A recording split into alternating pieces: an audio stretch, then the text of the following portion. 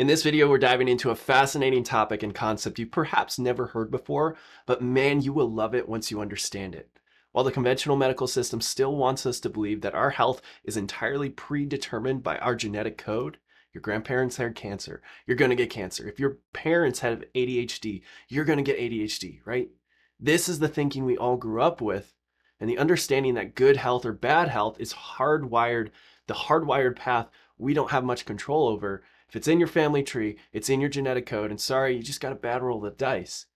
The problem with this thinking, this genetic theory that still drives many of the conventional medicine's thinking and decisions today, is that everything else gets dismissed. And I say this with love and empathy because medicine continues to be incredible at saving lives, but it's terrible when it comes to health promotion. We now have the highest rates of chronic illness ever. So when it comes to the conversation of epigenetics, the past couple decades of research have progressively shown that health is less and less about genetics and more about how we have all sorts of control over our health and the health of our kids, because we have control over our lifestyle and our environment. Our health isn't just about genes and what you're born with. It's about how your environment, your decisions, and even your thoughts can directly influence your genetic expression. Epigenetics shows us that our DNA isn't our destiny. Rather, it's a dynamic playbook that can be altered by the choices we make and the world around us. It's like a control panel, and which buttons are pushed and which are based on the environment, the influences, the decisions, and experiences our nervous systems encounter as we grow, develop, and continue to live life. And that's why this conversation and topic of epigenetics is 10 times, if not 100 times more important when it comes to the health of our kids, because the environment they are surrounded with is extremely important in the growth and development of their brains and bodies, and how the early years of life are the most formative and important ones that shape how they will go about living the rest of their life. When you understand epigenetics at the level we're about to dive into, everything comes into the conversation. Everything from the foods we eat to the products we use to clean our house and wash our clothes. And it even includes our thoughts, our sleep schedules, and our ability to handle or inability to adapt to stressful situations. If you always wanted to feel more in control of your family's health and well-being, then get excited. Because once you understand the science of epigenetics and how God really designed us to be healthy, resilient, and adaptable, you'll become more confident and more empowered than ever. Lean in, get ready to have your mind blown, and also share this fascinating and important concept with as many people as you can. One of the most clear examples of epigenetics in action is research that has revealed that early life experiences, including prenatal stress, can significantly impact a child's development through epigenetic changes. The same can be said for fertility challenges and all the emotional stress and trauma that goes along with that journey. Think of your child's DNA as a deck of playing cards. While genetics may mean certain decks are stacked a bit more in a certain direction, it still is up to the environment, the environmental signals or cues to drive and determine which hand is played and in what order. And yes, some families may have a few more cards stacked in their deck towards autoimmune, towards ADHD, or what have you, because the environmental familiarity, the habits, the rituals, and the lifestyle choices of that family are passed down. So it's not just concrete. If our parents aren't health conscious, don't work out, they eat garbage and have toxic mental patterns, they're grumpy, they're negative all the time, they're not connected to God and their faith, they smoke, drink, vape, they're angry all the time. What kind of environment, what kind of lifestyle and influence does that child step into? Environmental factors and experiences, like all the ones we just mentioned, can activate or suppress genes without changing the DNA sequence itself.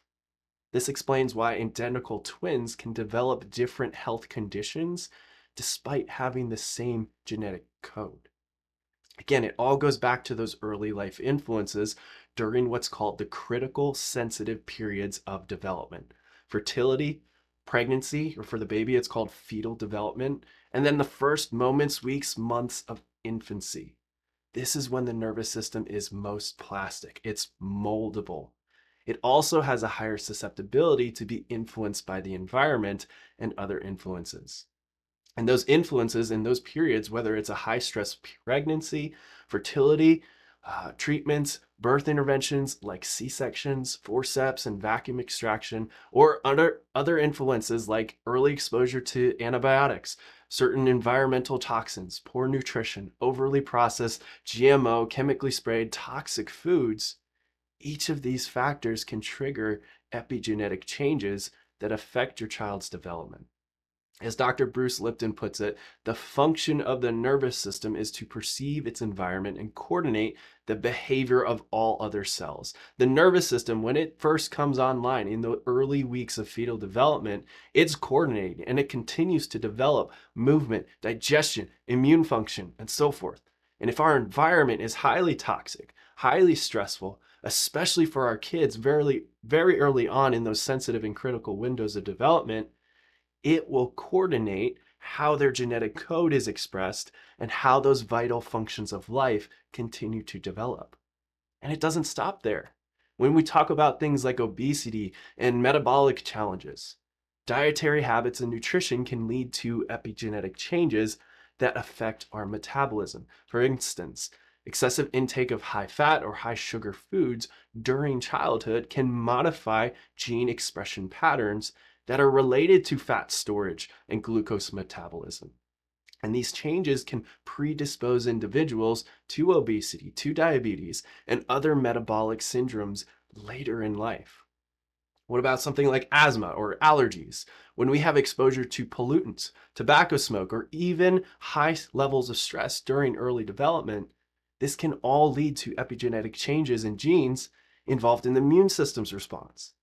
And these changes can increase the likelihood of developing asthma or other allergic conditions. Studies have shown that these epigenetic modifications can affect how the body reacts to common allergens and may exacerbate inflammatory responses. It can be a heightened immune response. And we could talk about XYZ challenge and see common triggers that influenced how the cards are played and how our expression and health play out as a result. And this is why we look at this information as neurologically focused chiropractors with such detail, because these environmental influences affect how our nervous systems continue to operate on a day-to-day basis and therefore impact growth and development for our little ones as well. If we zoom in on the moment when the nervous system perceives stress, it responds with stress mode. Inflammation, cortisol, blood pressure, tension, the physiology or the behavior of the body, the behavior of the cells as a whole changes. And we can see this as an intelligent response. The nervous system is doing its job by adapting to the environment. But when there's a lot of stress, toxic stress, stress upon stress upon stress upon stress, and we zoom out and see the bigger picture of how this affects neurological, full body system, human development, it starts to set the stage for what health can look like now and later down the road. Early life stressors and prolonged stress create neurological dysfunction. We call it subluxation. It's a stuck, rigid, tense tone and function that keeps the body operating in protection mode, in sympathetic dominance, in that fight or flight state. And the problem that creates is an imbalance in the nervous system. Essentially, if early life stress is the initial compounding trigger causing subluxation and a dysregulated nervous system, subluxation and the imbalanced nervous system is what keeps the body in a stuck, stressed state. Part of this has to do with the vagus nerve, which regulates everything from digestion to emotional well-being. It becomes compromised and dysfunctional. We'll cover that more in detail in another video, but what's key to understand this conversation is how these neurological challenges then trigger a cascade of health issues that can actually spill over to future generations. We talked about it with metabolic syndrome, obesity, asthma, and it can also happen with neurodevelopmental disorders like anxiety, seizures, POTS, and many, many other chronic health challenges. And while this conversation can seem grim and almost overwhelming and complicated, it's actually fairly simple and incredibly empowering. We can take this information of knowing that our environment, our influences, thoughts, patterns, habits, beliefs, all these things impact our genetic expression, our health, then we can take control of these factors and influence not only our health, but the health of our kids and our entire family.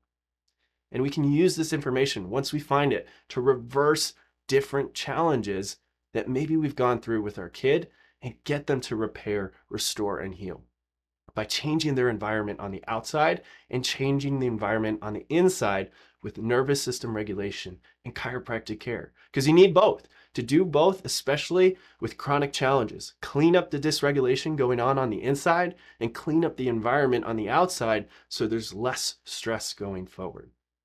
And we can take this information proactively for our families who are already naturally minded, and we can say, this is exciting. We have the influence, we have the control, and it's not just good luck or bad luck, whether or not we get sick and then we're dependent on medications for life. We have the responsibility and the opportunity to do good things for our health now and not wait, so we can experience the benefit and live a happier, healthier life as a result. Because that's what we teach our patients, our families. That is how God made health to be. We can live happy, healthy, and thriving lives. Our lifestyles and the choices we choose to make and in the environment we choose to put ourselves in is by far the most determining factor of what we get out of this thing. And we have control over that. And that's empowering. How incredible is it that you are a big part of your health, your child's health, and really generational health when you apply this information and take that accountability and responsibility for your health, for your habits, and what your child is exposed to, all the things. Understanding this concept of epigenetics gives us tremendous hope, and we can take charge of outside influences and even inward influences. And the way we do that here is through neurologically focused chiropractic care. We can address the root causes of your child's challenges by optimizing nervous system function and supporting healthy epigenetic expression. This isn't about masking symptoms. It's about creating real lasting change at the foundational level. That's my little plug for chiropractic, but if you want to learn more about epigenetics or the perfect storm, click the link in our bio to find all sorts of resources, from articles to videos to podcast episodes that break down this important concept in the most simple and easy to understand way, so that you and your family can start or continue wherever you are in your journey on the road towards better health and a better future. Thanks for watching, be blessed, and have a wonderful day.